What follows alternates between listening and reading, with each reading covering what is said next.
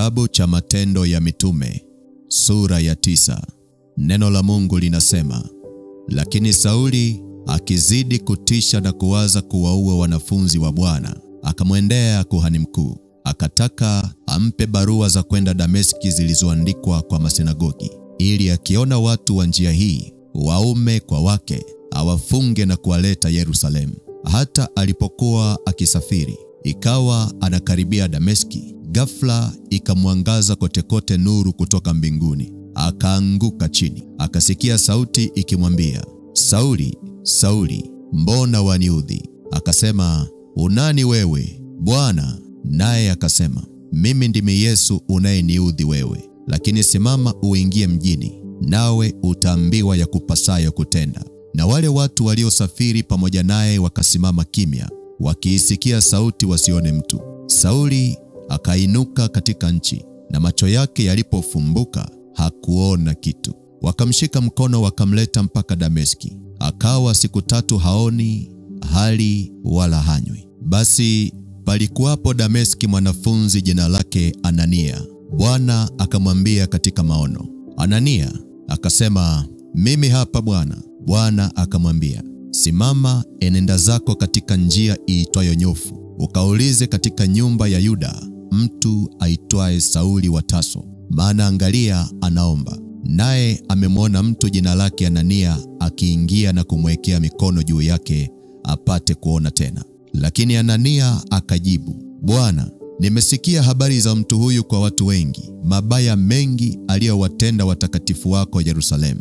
Hata hapa ana amri itokayo kwa wakuu wa makuhani, awafunge wote wakuitao jina lako. Lakini Bwana akamwambia, nenda tu, kwa maana huyu ni chombo kiteule kwangu, alichukue jina langu mbele ya mataifa na wafalme na wana wa Israeli. Maana nitamwonyesha yalivyo mengi yatakayompasa kuteswa kwa ajili ya jina langu. Anania akaenda zake, akaingia mle nyumbani, akamwekea mikono akisema, ndugu Sauli, Bwana amenituma, Yesu yeye aliyekutokea katika njia uliyoijia, upate kuona tena, ukajazwe Roho Mtakatifu. Mara vikaanguka machoni pake vitu kama magamba, akapata kuona. Akasimama akabatizwa, akala chakula na kupata nguvu. Akawa huko siku kadha wa kadha pamoja na wanafunzi walioko Dameski. Mara akamhubiri Yesu katika masinagogi kwamba yeye ni mwana wa Mungu. Na wote waliosikia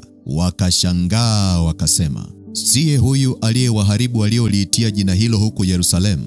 Na hapa alikuwa amekuja kwa kusudi hilo, awafunge na kuwapeleka kwa wakuu wa makuhani. Sauli akazidi kuwa hodari, akawatia fadhaa Wayahudi waliokaa Dameski, akithibitisha ya kuwa huyu ndiye Kristo. Hata siku nyingi zilipopita, Wayahudi wakafanya shauri ili wamuue, lakini hila yao ikajulikana na Sauli. Wakamvizia malangoni mchana na usiku wapate kumuua. Wanafunzi wake wakamtwaa usiku, wakamshusha ukutani, wakimteremsha katika kapu. Na Sauli alipofika Yerusalemu, alijaribu kujiunga na wanafunzi, nao walikuwa wakimwogopa wote, wasisadiki ya kuwa yeye ni mwanafunzi. Lakini Barnaba akamtwaa, akampeleka kwa mitume, akawaeleza jinsi alivyomwona Bwana njiani, na ya kwamba alisema naye, na jinsi alivyohubiri kwa ushujaa katika Dameski kwa jina la Yesu.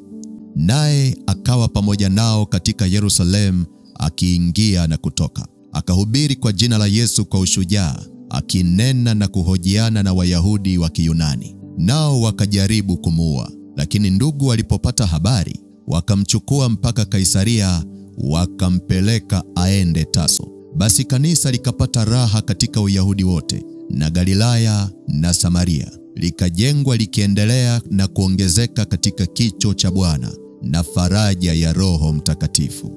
Hata Petro alipokuwa akizunguka pande zote, akawatelemkia na watakatifu waliokaa Lida. Akamwona mtu mmoja huko, jina lake Ainea.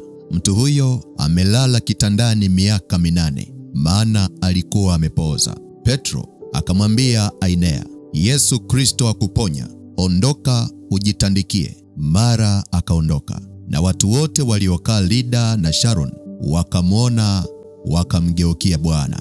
Na mwanafunzi mmoja alikuwako Yafa, jina lake Tabitha, Tafsiri yake ni Dorcas, yaani paa. Mwanamke huyu alikuwa amejaa matendo mema na sadaka alizozitoa. Ikawa siku zile akaugua, akafa. Hata walipokwisha kumwosha, wakamweka horofani. Na kwa kuwa mji wa Lida ulikuwa karibu na Yafa, nao wanafunzi wamesikia ya kwamba Petro yuko huko, wakatuma watu wawili kwake kumsihi na kusema, "Usikawie kuja kwetu." Petro akaondoka akafuatana nao. Alipofika, wakampeleka juu orofani. Wajane wote wakasimama karibu naye, wakilia na kumwonyesha zile kanzu na nguo alizozishona Dorcas wakati ule alipokuwa pamoja nao. Petro akawatoa nje wote, akapiga magoti akaomba. Kisha akaelekea yule maiti, akanena, "Tabitha, ondoka." Naye akafumbua macho yake, na alipomwona Petro akajiinua akaketi. Akampa mkono akamuinua. Hata akiisha kuwaita wale watakatifu na wajane, akamweka mbele yao hali yu hai. Ikajulikana katika mji mzima wa Yafa. Watu wengi wakamwamini Bwana. Basi Petro akakaa siku kadha wa kadha huko Yafa, nyumbani mwa mtu mmoja jina lake Simon, mtengenezaji wa ngozi. Bwana Yesu asifiwe. Katika kitabu cha Matendo ya Mitume sura ya 9, tunaenda kufanya maombi ya kubadilishiwa hatima. Ninamshukuru Mungu sana kwa kunipa kibali na neema ya kukufundisha na kuomba na wewe maombi haya, kwa sababu ni maombi yanayoenda kubadilisha maisha yako. Bwana atakupa badiliko kwenye maisha yako na hutakuwa kama ulivyokuwa. Unachotakiwa kufanya ni kunisikiliza vizuri ili uelewe. Alafu tutakapoingia kwenye maombi, uombe kwa uaminifu na Bwana Yesu atafanya ushindi mkubwa kwa ajili yako. Bwana Yesu asifiwe. Sasa nini maana ya hatima? Ukisikia neno hatima au kwenye Kiingereza destiny, maana yake nini kiroho? Nataka nikupe tafsiri nyepesi itakayokuwa rahisi sana kuelewa na kukumbuka pia. Unisikilize. Hatima ni mpango wa Mungu kuhusu ubaadaye wako. Hatima ni mpango wa Mungu kuhusu kesho yako. Hatima ni mawazo ya Mungu alionayo kuhusu ubaadaye wako. Kwa maneno mengine, hatima au destiny inajibu swali la umekuja duniani kufanya nini? Umekuja duniani uelekee wapi kwenye maisha? Umekuja duniani uwe na maisha gani? Yote hayo yanajibiwa na hatima. Bwana Yesu asifiwe. Bwana Yesu asifiwe. Sasa hatima au destiny iliandaliwa na Mungu kwa ajili yako mapema kabla hujazaliwa kutoka kwenye tumbo la mama yako. Mungu alishaandaa mazingira hapa duniani ili ukija uwe unajua ni wapi unatakiwa kuelekea kwenye maisha, ni nini unatakiwa kufanya kwenye maisha, na ni aina gani ya maisha unatakiwa kuwa nayo. Mungu alishaandaa kila kitu kwa ajili yako. Unisikilize, hakuna mtu aliyeandaliwa shida kwenye haya maisha. Hakuna mtu aliyeandaliwa matatizo kwenye haya maisha. Hakuna mtu aliyeandaliwa kushindwa kwenye haya maisha. Kila mtu aliandaliwa hatima nzuri yenye baraka na ushindi ndani yake. Na ndio maana ukisoma kile kitabu cha Yeremia sura ya 29, ule mstari wa 11, maandiko yanatuambia, "Maana nayajua mawazo ninayowawazia ninyi, asema Bwana, ni mawazo ya amani wala si ya mabaya, kuwapa ninyi tumaini siku zenu za mwisho." Kuwapa ninyi tumaini siku zenu za baadaye. Bwana Yesu asifiwe. Maana yake katika mpango wa Mungu, maisha yako ya baadaye yanatakiwa kuwa na tumaini, yanatakiwa kuwa na wepesi, na yanatakiwa kuwa na ushindi, na hiyo ndiyo nguvu ya hatima. Bwana Yesu asifiwe. Sasa ni kwa nini maisha ya watu wengi yapo tofauti na aina ya maisha ambayo Mungu aliwaandalia? Kwa nini maisha ya watu wengi hayaendani kabisa na mpango wa Mungu aliowaandalia? Ni kwa sababu katika ulimwengu wa roho, watu wamebadilishiwa hatima zao. Na hili ni jambo ambalo unatakiwa kulifahamu, kwa sababu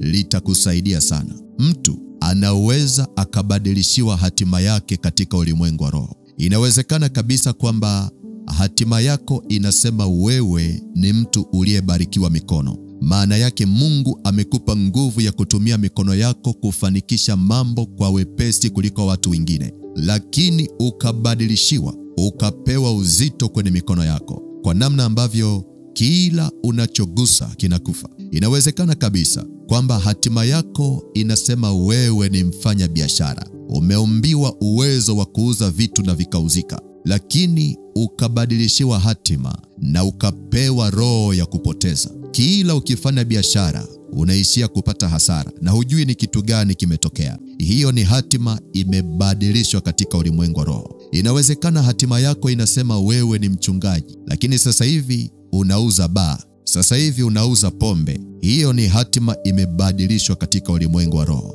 Unatakiwa tu kufahamu namna ambavyo ulimwengu wa roho unafanya kazi, ili uweze kuomba na kurudisha hatima yako ambayo Mungu alikuandalia. Hata wewe mwenyewe ni shahidi. Kuna wakati ukikaa peke yako, roho yako inakushuhudia kwamba hayo sio maisha yako. Unisikilize, hata mlevi, kuna wakati huwa roho yake inamuuma na kumshuhudia kwamba hayo maisha anayoishi sio ya kwake. Lakini shida ni kwamba hawezi kutoka kwa sababu tayari hatima yake imefungwa na amefanika kuwa mtumwa katika ulimwengu wa roho. Ngoja nikupeleke kwenye maandiko, alafu tuone watu waliobadilishiwa hatima zao na namna ambavyo Mungu aliingilia kati na kuwarudisha kwenye hatima zao. Ukisoma kile kitabu cha Matendo ya Mitume sura ya 9, unamwona Sauli ambaye wengi mnamfahamu kwa jina la Paulo akibadilishiwa hatima yake baada ya kukutana na Yesu pale kwenye barabara ya Dameski. Wakati Stefano anapigwa na mawe mpaka kufa, Sauli alikuwa anashuhudia kwa furaha, na hapa akawa anaenda kukamata watu waliookoka ili awaburute gerezani. Alikuwa ni mtu mkatili na muuaji aliyechukia Wakristo, lakini hayo hayakuwa maisha yake. Hiyo haikuwa hatima yake. Shetani alimbadilishia hatima, akamfanya awe mtu mbaya na muuaji anayelitesa kanisa. Lakini baada ya kukutana na Yesu, ndipo hatima yake ikabadilika. Sauli alipewa hatima ya kuwa mtumishi wa Mungu. Sauli alipewa hatima ya kuandika vitabu vingi kwenye Biblia kuliko mtu yoyote aliyewahi kutokea. Kuanzia Mwanzo mpaka Ufunuo, hakuna mtu aliyeandika vitabu vingi kama Sauli, au kwa jina jingine Paulo. Na shetani alijua potential iliyokuwepo ndani yake. Shetani alijua huyo mtu atakuja kuwa chombo kiteule cha kupeleka injili kwenye mataifa. Ndiyo maana akambadilishia hatima yake na kumfanya awe muuaji. Lakini Yesu akaingilia kati na akambadilishia Sauli hatima yake kutoka kwenye uuaji mpaka kuwa mtumishi wa Mungu. Ninaona hatima yako ikibadilishwa kwa jina la Yesu. Nasema ninaona hatima yako ikibadilishwa kwa jina la Yesu. Mtu mwingine aliyebadilishiwa hatima yake ni Yusufu. Ndugu zake walimdharau na wakamuona hana maana. Ndugu zake walimchukia na kumuona kwamba hafai, lakini Mungu akambadilishia hatima, akaja kuwa waziri mkuu kwenye utawala wa Farao. Mtu mwingine aliyebadilishiwa hatima ni Rahabu, ambaye maandiko yanatuambia alikuwa ni kahaba mkubwa aliyejulikana na kila mtu, lakini Mungu akambadilishia hatima yake, akamfanya awe mtu mwema. Akaja kuolewa na Mwisraeli na akawa ni sehemu ya ukoo wa Yesu. Mtu mwingine aliyebadilishiwa hatima ni Daudi. Ukisoma kwenye Biblia, unamwona Daudi akiwa mchunga kondoo. Wageni wakija nyumbani, yeye haisabiki kabisa. Wakati Samueli ameenda kumpaka mafuta, hakuhesabika kama sehemu ya watoto. Ni mpaka Samueli alipouliza hamna mtoto mwingine humo ndani, ndipo wakamtaja jina lake.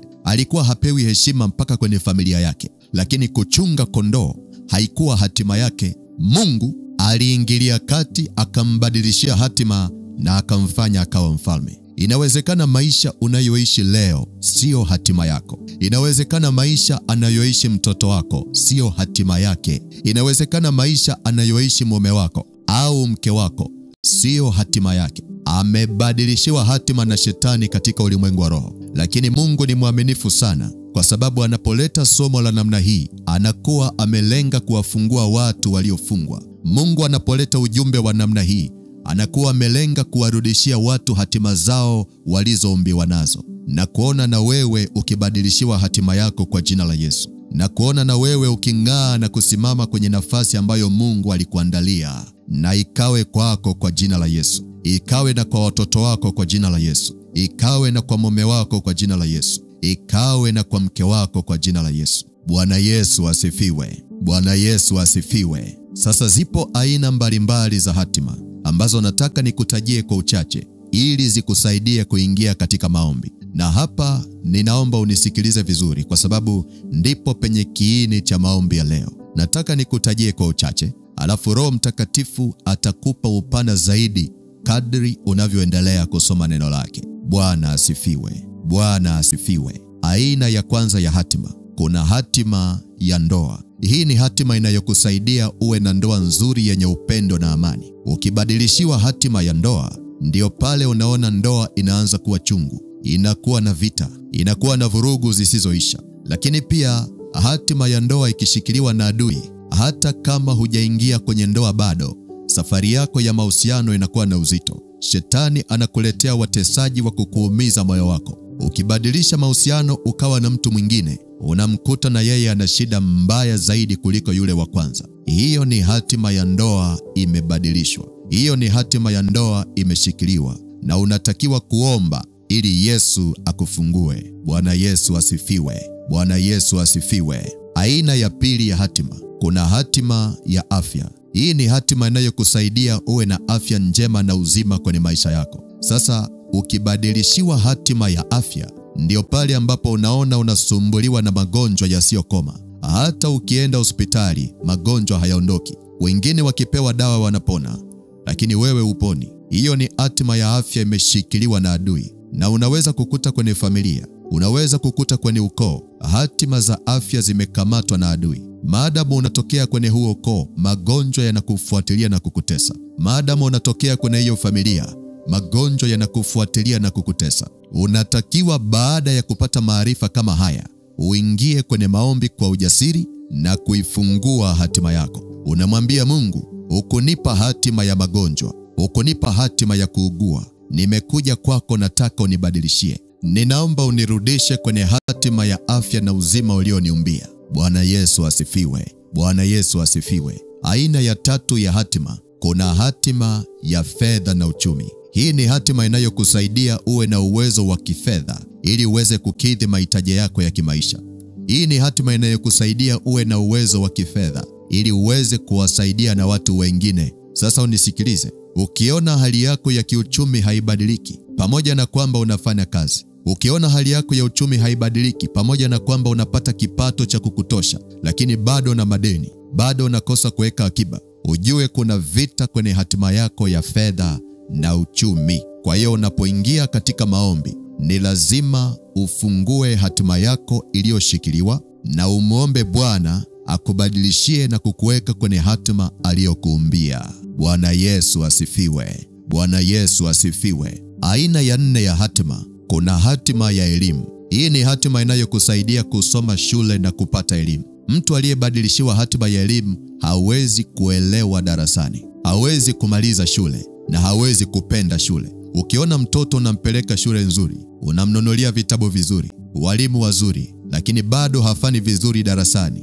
au bado anachukia shule, na umejaribu kushirikisha watumishi wamwombee, lakini bado huoni matokeo, hebu badilisha kuomba kwako.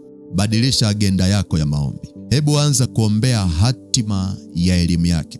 Anza kufungua hatima ya elimu yake. Utashangaa kitakachotokea. Yule aliyekuwa wa mwisho ataanza kuwa wa kwanza. Na Bwana akutendee hayo katika jina la Yesu. Nasema na Bwana akutendee hayo katika jina la Yesu. Aina ya tano ya hatima, kuna hatima ya uzazi. Hii ni hatima inayokusaidia kuwa na uzao. Hii ni hatima inayokusaidia kuwa na watoto. Kuna watu hatima zao zimebeba wafalme kwenye matumbo ya uzazi. Kuna watu hatima zao zimebeba watu wakuu kwenye matumbo ya uzazi. Kuna watu hatima zao zimebeba watumishi wa Mungu kwenye matumbo ya uzazi. Na shetani akawabadilishia hatima zao na kuwawekea utasa. Wengine wakienda hospitali vipimo vinaonyesha hakuna tatizo lolote. Hebu anza kuombea hatima ya uzazi. Mwambie Mungu, narudisha hatima ya uzazi kwa jina la Yesu. Mwaka huu, mwakani, ili tumbo linatakiwa liwe limebeba mtoto. Fanya hivyo na Bwana atakuonekania. Fanya hivyo na Bwana atakushindia. Bwana Yesu asifiwe. Bwana Yesu asifiwe. Sasa nimekutajia kwa uchache ili nikupe mtaji wa kianzio utakao kusaidia kuingia katika maombi. Ninajua kuna kitu Roho Mtakatifu ameanza kusema na wewe. Ninajua kuna ufunuo Roho Mtakatifu amekupa kuhusu hali yako. na nataka tuingie katika maombi hapa ili Yesu atufungue na kutubadilishia hatima zetu. Unaishi na mtu wa aina gani kwenye maisha yako? Unaishi na watoto wa aina gani kwenye nyumba yako? Hayo maisha unayoyaona ni maisha ambayo Mungu aliwaambia? Ni hatima ambazo Mungu aliwaambia? Au shetani amewabadilishia ili kuwazuia wasifike mahali Mungu anataka wafike? Tunayo nafasi ya kuomba siku ya leo. Tunayo nafasi ya kumpazia Mungu sauti. Kama aliweza kumfanya Sauli atoke kwenye uwaji na kuwa mtumishi wa Mungu, basi hashindwi kubadilisha hatima yako. Hashindwi kubadilisha hatima ya mtoto wako. Hashindwi kubadilisha hatima ya ndoa yako. Na Yesu ni mwaminifu, anaenda kutushindia siku ya leo. Kwa hiyo nataka tuingie kwenye maombi hapa. Amini tu, amini tu. Ondoa mashaka yote ya kibinadamu. Ondoa wasiwasi wote wa kibinadamu. Wala usiwe mtu yule asiyeamini. Muamini Mungu kwa sababu hakuna neno gumu lolote asiloliweza. Muamini Mungu kwa sababu yote yanawezekana kwake. Kwa hiyo kama upo tayari, omba na mimi maombi haya, na uombe kwa kumaanisha.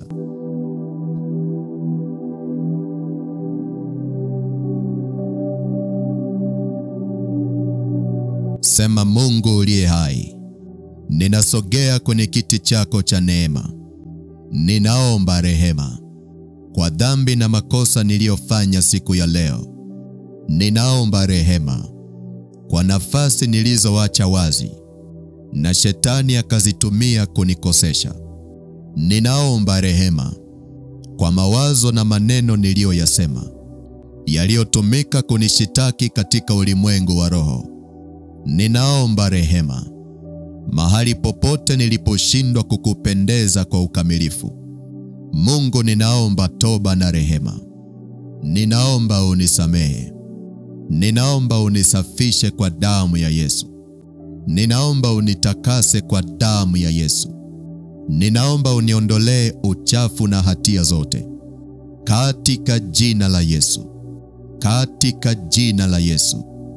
Kwa maneno ya kinywa chako, endelea kujitakasa kwa damu ya Yesu. Endelea kujitakasa kwa damu ya Yesu. Mahali popote ambapo unasikia Roho Mtakatifu anakushuhudia hatia, jitakase kwa damu ya Yesu. Takasa nafsi yako na hisia zako. Takasa moyo wako na mawazo yako. Takasa mwili wako na matendo yako. Endelea kuomba, endelea kuomba. Unapoendelea kuomba toba na rehema, na unapoendelea kujitakasa kwa damu ya Yesu, usisahau kuwasamehe na watu waliokukosea, ili maombi yako yawe na kibali mbele za Bwana. Endelea kuomba, endelea kujitakasa. Endelea, endelea, endelea.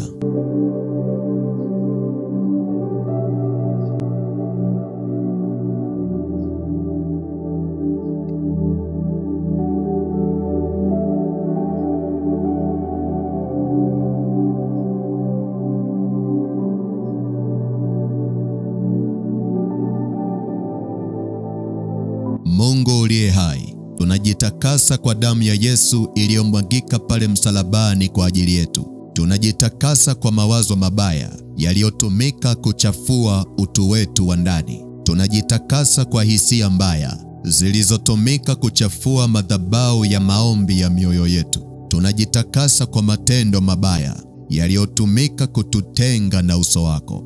Tunajitakasa roho zetu zilizofungiwa mlango wa kujibiwa maombi. Baba, tunajitakasa kwa damu ya Yesu iliyomwagika. Tunajitakasa kwa damu ya Yesu iliyomwagika. Tunajitakasa kwa damu ya Yesu iliyomwagika. Tunaomba uruhusu rehema zako zitupe kibali na neema machoni pako. Tunaomba uruhusu damu yako ituondolee vizuizi vilivyosababishwa na makosa yetu. Tunaomba uruhusu damu yako itufungulie njia ya kukutana na wewe katika maombi ya leo. Tunaomba uruhusu damu yako itufungulie mbingu ili maombi yetu yasizuiliwe. Baba wa rehema, Baba wa rehema, tunazama ndani ya kijito cha utakaso cha damu ya Yesu. Tunazama ndani ya kijito cha utakaso cha damu ya Yesu ili maisha yetu yafanywe upya mbele za uso wako. Tunazama ndani ya kijito cha utakaso cha damu ya Yesu ili roho zetu zikahuishwe kwa upya ili tuweze kupokea. Tunajiunganisha na damu ya Yesu inenayo mema. Tunajiunganisha na damu ya Yesu inenayo rehema. Baba wa rehema, Tunaomba damu ya Yesu inene rehema kwa ajili yetu mbele zako. Tunaomba damu ya Yesu inene rehema kwa ajili yetu mbele ya madhabahu yako. Tunaomba damu ya Yesu inene rehema kwa ajili yetu ili tusamehewe. Katika jina la Yesu. Katika jina la Yesu. Tunakushukuru Baba kwa kutusikia. Tunakushukuru Baba kwa kutusamehe. Nasi tunaupokea msamaha wako. Nasi tunatangaza msamaha kwa wote waliotukosea. Tunatangaza msamaha kwa wote waliotutendea mabaya. Tunawasamehe na kuwaachilia. Tunawasamehe na kuwaachilia. Tunawasamehe na kuwaachilia. Katika jina la Yesu. Katika jina la Yesu. Katika jina la Yesu.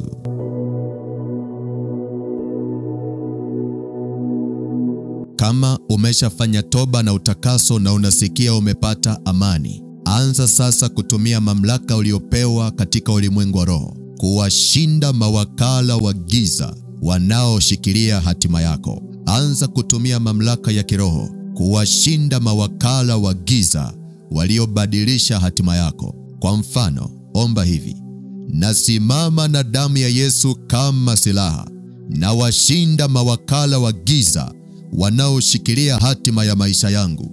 Na washinda mawakala wa kuzimu wanaoshikilia hatima ya afya yangu. Na washinda mawakala wa kichawi wanaoshikilia hatima ya ndoa yangu. Na washinda kwa damu ya Yesu. Na washinda kwa damu ya Yesu. Na washinda kwa damu ya Yesu. Endelea kuomba namna hiyo. Endelea kuomba namna hiyo. Ongeza na maneno yako sawasawa na Roho Mtakatifu anavyokuongoza. Usisahau kutaja aina ya hatima ambayo unajua imeshikiliwa. Usisahau kutaja aina ya hatima ambayo unajua umebadilishiwa. Endelea kuomba, endelea kuwashinda. Endelea kuomba, endelea kuwashinda. Na mimi nakusindikiza. Usinyamaze, usinyamaze. Endelea, endelea, endelea.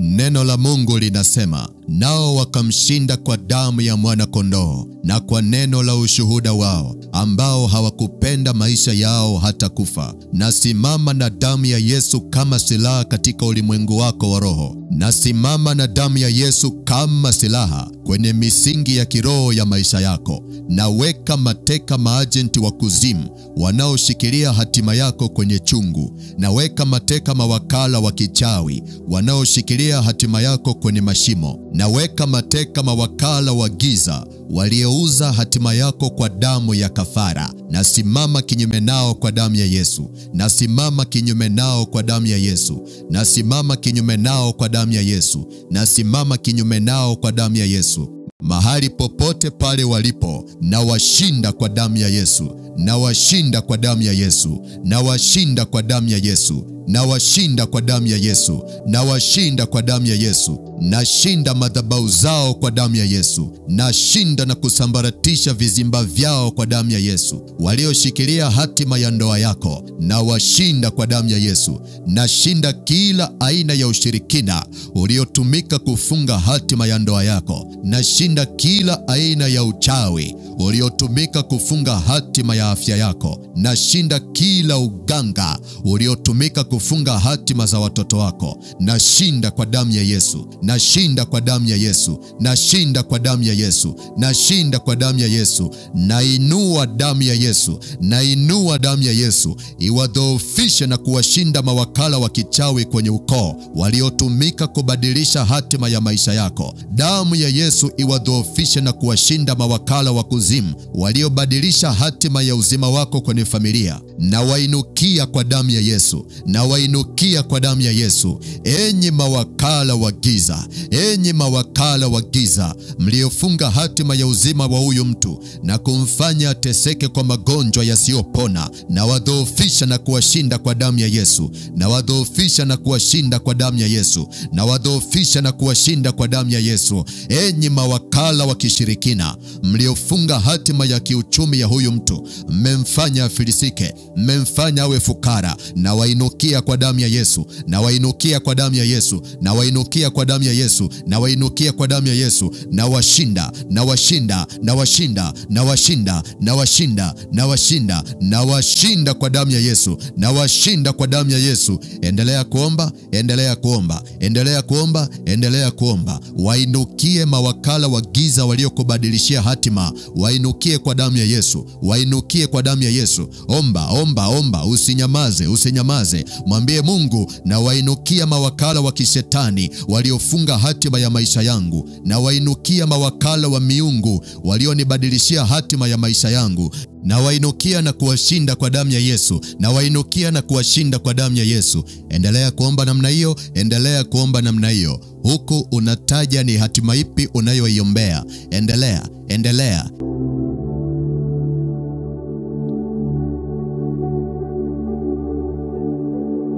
Napita na damu ya Yesu kwenye ukoo wako, napita na damu ya Yesu kwenye familia yako, na wainukia wazee wa kimila waliohusika kufunga hatima ya maisha yako, na wainukia na kuwadhoofisha kwa damu ya Yesu, na wainukia na kuwashinda kwa damu ya Yesu. Na inukia miungu ya ukoo wako iliyokubadilishia hatima, na inukia mizimu ya ukoo wako iliyokufungia hatima ya maisha, na wainukia na kuwashinda kwa damu ya Yesu, na wainukia na kuwashinda kwa damu ya Yesu, na wainukia na kuwashinda kwa damu ya Yesu. Na wadhoofisha wakose nguvu, na wadhoofisha wakose nguvu, na wadhoofisha wakose nguvu. Hizo madhabahu zilizotumika kukubadilishia hatima, na zidhoofisha zikose nguvu kwa damu ya Yesu, na zidhoofisha zikose nguvu kwa damu ya Yesu, na zidhoofisha zikose nguvu kwa damu ya Yesu, na zidhoofisha, na zidhoofisha, na zidhoofisha, na zidhoofisha, na zidhoofisha, na zidhoofisha, na zidhoofisha kwa damu ya Yesu, na zidhoofisha kwa damu ya Yesu. Zikose nguvu ya kukufuatilia, zikose nguvu ya kusimama kinyume na wewe, zikose nguvu ya kukushambulia.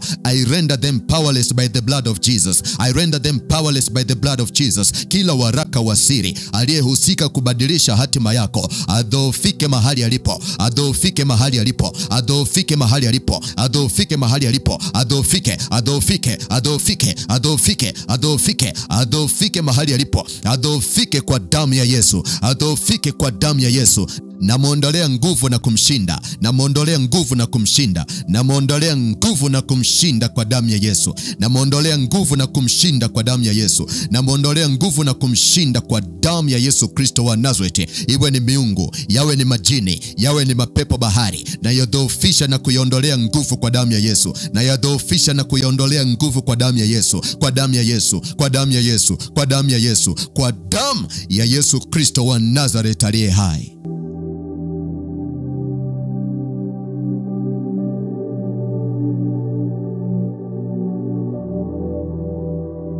Kama unasikia kuvuka, anza kutumia silaha kupiga hizo roho. Anza kutumia silaha kupasua hizo madhabahu zilizobadilisha hatima yako. Anza kutumia silaha kupiga mawakala wa giza waliokufungia hatima yako. Usiogope, usiogope. Hawana nguvu tena. Uvuli wao umeshaondolewa. Hakuna kitu wanachoweza kufanya. Endelea kuomba. Endelea kuomba, maana tumepewa mamlaka ya kukanyaga nyoka na nge na nguvu zote za adui, na hakuna kitu chochote kitakachotudhuru. Enyi pepo wachafu mliolaaniwa na Bwana, enyi pepo wachafu mliolaaniwa na Bwana, enyi majini bahari mliolaaniwa na Bwana, muwe mmekuja wenyewe, muwe mmetuma kufunga hatima ya huyu mtu, na wapiga na kuwasambaratisha kwa jina la Yesu, na wapiga na kuwasambaratisha kwa jina la Yesu, na wapiga na kuwasambaratisha kwa jina la Yesu. Toka, achia hatima yake. Toka, achia hatima yake. Toka, achia hatima yake kwa jina la Yesu, kwa jina la Yesu. Nafanya vita na roho za mizimu ya familia iliyokufungia hatima ya maisha yako. Naipiga na kuisambaratisha kwa jina la Yesu. Naipiga na kuisambaratisha kwa jina la Yesu. Enyi roho za mizimu, na wapiga na kuwaponda kwa rungu la Bwana. Na wapiga na kuwaponda kwa rungu la Bwana. Na wapiga na kuwaponda kwa rungu la Bwana. achia hatima ya ndoa yake. Toka, achia hatima ya uzima wake. Toka, achia. Toka, achia. Toka, achia. Nashusha moto, nashusha moto. Let the fire fall, let the fire fall, let the fire fall. Ikajulikane yuko Mungu anayeishi. Kwa jina la Yesu Kristo wa Nazareti aliye hai, navunja nguvu za kichawi, navunja nguvu za kishirikina zinazokufungia hatima yako. Navunja nguvu za kichawi zilizokubadilishia hatima yako. Nazivunja na kuzisambaratisha, nazivunja na kuzisambaratisha, nazivunja na kuzisambaratisha, nazivunja na kuzisambaratisha kwa jina la Yesu. Nazivunja na kuzisambaratisha kwa jina la Yesu, kwa jina la Yesu, kwa jina la Yesu. Enyi roho za kichawi, toka, achia hatima yake. Toka, achia hatima yake. Toka, achia hatima yake kwa jina la Yesu, kwa jina la Yesu. Hamna mamlaka tena ya kuzuia kusudi la Mungu kwenye maisha yake. Hamna mamlaka tena ya kuzuia mpango wa Mungu kwenye maisha yake. Toka, toka, toka, toka, toka kwa jina la Yesu. Toka kwa jina la Yesu. Toka kwa jina la Yesu. Enyi roho chafu za makufuru, enyi roho chafu za miungu, mmezuia hatima ya huyu mtu tangu akiwa mtoto. Mmefunga tumbo lake, mmefunga mwili wake, mmefunga ndoa yake, mmefunga uchumi wake. Mwisho wenu ni leo, mwisho wenu ni leo. Nasema mwisho wenu ni leo. Na wapiga kwa moto wa Mungu lao, na wapiga kwa moto wa Mungu lao, na wapiga kwa moto wa Mungu lao. Toka, achia hatima yake kwa jina la Yesu. Toka, achia hatima yake kwa jina la Yesu. Toka, achia. Toka, achia. Toka, achia. Achia, achia, achia, achia. Achia hatima yake. Achia hatima yake. Achia haraka. Achia haraka. Achia haraka. Toka kwa jina la Yesu wa Nazareti. Toka kwa jina la Yesu. Moto wa damu ya Yesu upite kwenye maisha yako. Moto wa damu ya Yesu upite, upite, upite, upite. Upite kwenye maisha yako. Moto wa damu ya Yesu upite kwenye historia ya maisha yako. Wanaoshikilia hatima yako waanguke kwa upanga wa Roho, waanguke kwa upanga wa Roho, waanguke kwa upanga wa Roho, waanguke kwa upanga wa Roho Mtakatifu katika jina la Yesu. Hasira ya Bwana ishuke, hasira ya Bwana ishuke, hasira ya Bwana ishuke, ishuke, ishuke, ishuke na kuhukumu miungu yote inayoshikilia hatima ya maisha yako. Hasira ya Bwana ishuke juu ya roho chafu za kuzimu zinazokamata hatima yako. Hasira ya Bwana ishuke juu ya mawakala wote wa giza wanaokufungia hatima yako katika jina la Yesu, katika jina la Yesu, katika jina la Yesu. Nadai haki kwa ajili ya maisha yako. Nadai haki itendeke, haki itendeke, haki itendeke, haki itendeke, haki itendeke kwa ajili ya hatima yako katika jina la Yesu, katika jina la Yesu. Uweza wa Bwana udhihirike kwenye maisha yako. Uweza wa Bwana udhihirike, uweza wa Bwana udhihirike, uweza wa Bwana udhihirike, udhihirike, udhihirike, udhihirike. Uweza wa Bwana udhihirike kwenye maisha yako katika jina la Yesu, katika jina la Yesu, katika jina la Yesu.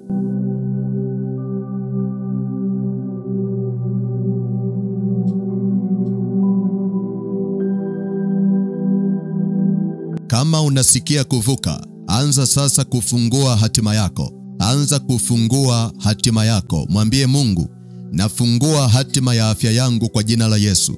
Nafungua hatima ya ndoa yangu kwa jina la Yesu. Nafungua hatima ya watoto wangu kwa jina la Yesu. Nafungua hatima ya kazi yangu kwa jina la Yesu.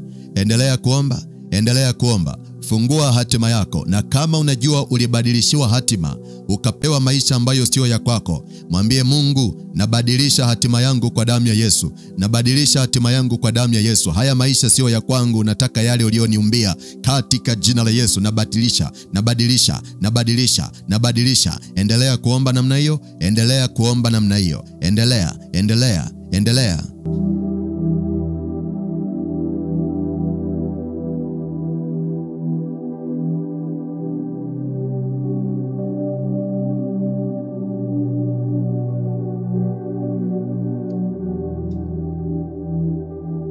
Hatima ya maisha yako ifunguke kuanzia leo. Hatima ya maisha yako ifunguke kuanzia leo. Bwana akubadilishie maisha yako kwa jina la Yesu. Bwana akubadilishie maisha yako kwa damu ya Yesu.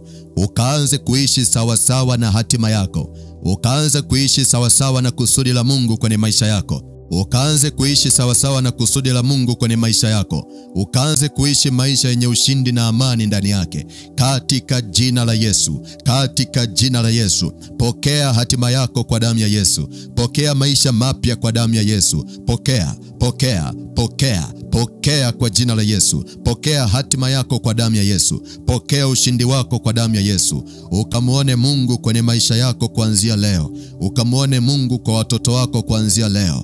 Ukamuone Mungu kwenye afya yako kuanzia leo. Ukamuone Mungu kwenye kazi zako kuanzia leo. Ukamuone Mungu kwenye uchumi wako kuanzia leo. Katika jina la Yesu, katika jina la Yesu, ikawe kwako kwa damu ya Yesu. Ikawe kwako kwa damu ya Yesu. Ikawe kwako kwa damu ya Yesu. Ikawe kwako kwa damu ya Yesu. Bwana akakupe ukurasa mpya wa maisha. Bwana akakupe ukurasa mpya wa ushindi. Bwana akakupe hatua mpya za maisha. Katika jina la Yesu Kristo, ukaanze kuziona ahadi za Bwana zikitimia mbele ya macho yako. Ukaanze kumuona Mungu akitembea na wewe. Ukaanze kumuona Mungu katika maisha yako. Katika jina la Yesu. Katika jina la Yesu. Katika jina la Yesu. Amen.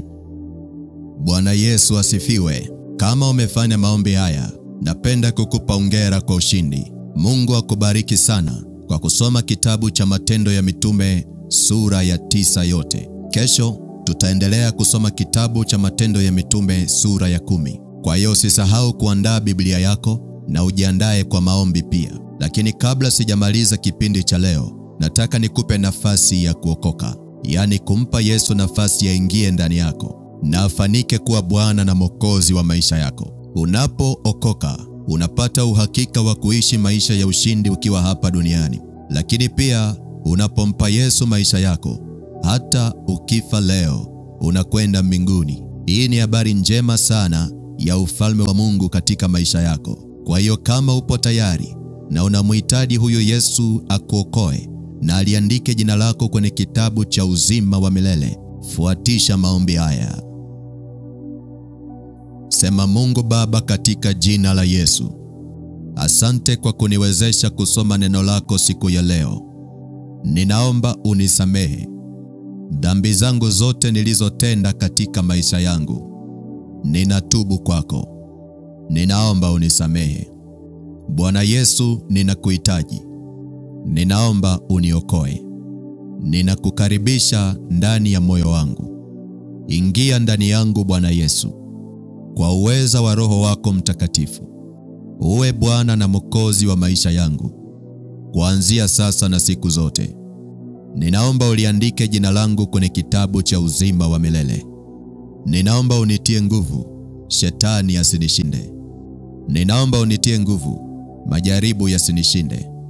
Katika jina la Yesu. Amen. Kama umefanya sala hii, napenda kukupa hongera kwa kuokoka.